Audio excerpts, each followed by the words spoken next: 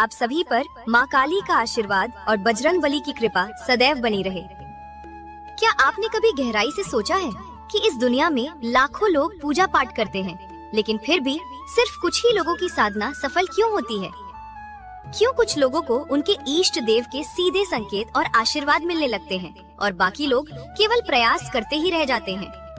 दोस्तों, इसका सीधा और सच्चा जवाब है सही तरीके से की गई इष्ट की साधना।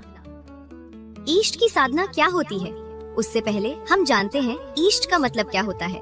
वह भगवान या देवी देवता जिनसे आपका दिल सबसे ज्यादा जुड़ता है, जिसका नाम लेते ही आपके मन को शांति मिलती है, जिसकी छवि देखते ही आपका सिर अपने आप झुक जाता है, वही आपके इष्ट देव हैं।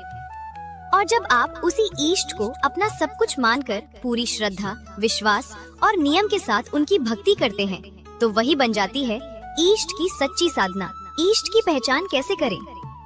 सबसे पहले आपको अपने इष्ट को पहचानना होगा। ध्यान दीजिए, जिस भगवान का नाम आपके दिल को सुकून दे, जिसके सामने आपका मन स्वतः समर्पित हो जाए, जिससे आपको बिना वजह भी एक गहरा लगाव महसूस हो, वही आपके इष्ट हैं। साधना की असली परीक्षा। जब आप अपने इष्ट से सच्चा प्रेम करने लगते हैं, तो यहीं से आपकी असली परीक्षा शुरू होती है।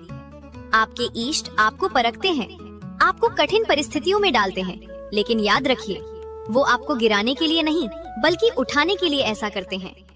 और सबसे खास बात, इन परीक्षाओं में आपको सफल भी वही करते हैं। जब आपका अपने इष्ट से गहरा जुड़ाव हो जाता है, तो एक समय ऐसा भी आता है जब आपका मन अचानक किसी और भगवान की ओर आकर्षित होने लगता है। जैसे अगर आप माँ काली के भक्त हैं, तो अचानक आपको राम नाम या कृष्ण नाम में गहरी रुचि होने लगे, या माँ वैष्णो देवी की भक्ति करते करते आप श्री राम में लीन होने लगे, तो घबराइए मत। यह भटकाव नहीं है, यह एक बहुत बड़ी आध्यात्मिक कृपा है, क्योंकि आपके इष्ट के हृदय में जो परम तत्व वास करता है, अब वही आपके हृदय में भी जागृत होने लगा है।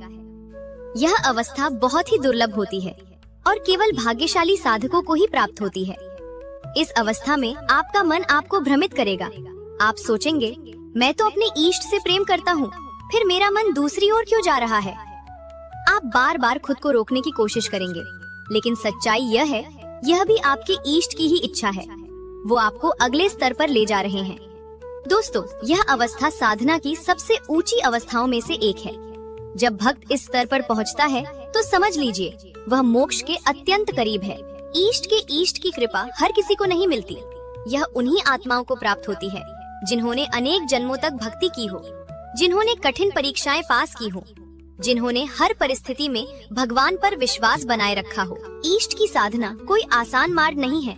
यह एक ऐसा रास्ता है जहाँ धैर्य की परीक्षा होती है, विश्वास की परीक्षा होती है, और सबसे बढ़कर समर्पण की परीक्षा होती है।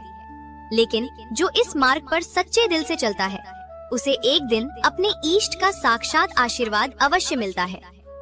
अगर आप भी अपने इष्ट की सच्चे मन से साधना करते हैं, तो कमेंट में जरूर लिखें, जय मेरे इष्ट देव। और इस वीडियो को लाइक और शेयर करना न भूलें, ताकि यह दिव्य ज्ञान और लोगों तक पहुंच सके।